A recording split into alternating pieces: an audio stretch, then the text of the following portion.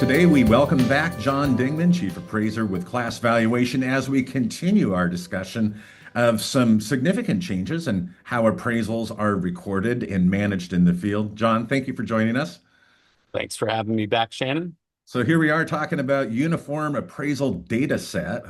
That's a mouthful, but I want to address one question that kind of brings it all together, and that is, when it's all said and done, what do you believe are going to be the biggest wins for the industry? And also, what do you see are some potential friction points?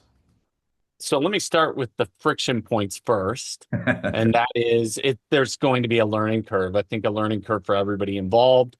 Appraisers are just now, in fact, I think today on October 27th, Fannie and Freddie announced the first software provider who's been approved for the collection of that data and production of UAD 3.6 reports.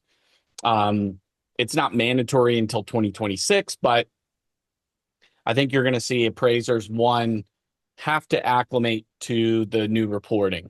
If they're not already leveraging tablets, iPads, things of that nature, their phones, they're probably going to have to. Reproducing all of your notes when you're back home at your desk, it just is not efficient, and you're going to forget a lot of things. And so while you're out in the field collecting that data for the report, just going to want to do it right there with your again, your smartphone or your tablet. Yeah. The friction for lenders is going to be learning how to read the report. Again, recognizing that there's changes.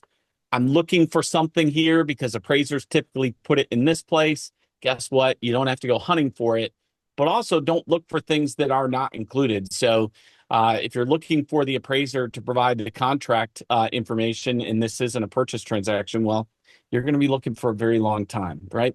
And so friction will be the learning curve.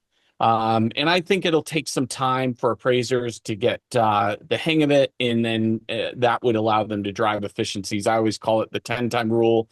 You try it. It's a principle by which you just keep trying something over and over again until you drive those efficiencies.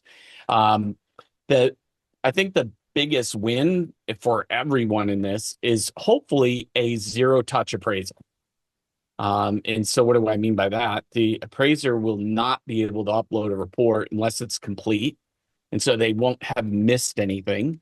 And because everything is also centrally located, in other words, when I'm talking about a repair item and the photo's right there, and it's not just about a checkbox, but you can read through the commentary, I think that underwriters are going to miss less, or they're going to catch everything right there in front of their very eyes. And so the likelihood of going back to the appraiser will be less. And I was at a conference, Shannon, and I listened to two lenders in both of the GSEs talk about this, and they really think future state zero-touch appraisals, which means the quality will be improved, and the time to close will be improved because there won't be this back and forth with the appraiser, which, by the way, is a friction in and of itself, right?